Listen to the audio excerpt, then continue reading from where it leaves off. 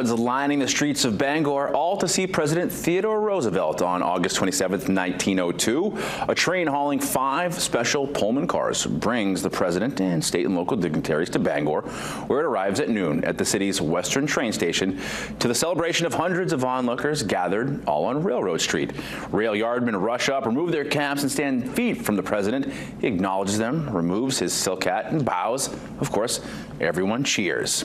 Carriages take Roosevelt and his party to the Bangor House. It's the city's best-known hotel, with crowds lining the street the entire way. Until tomorrow, I'm Brian Sullivan.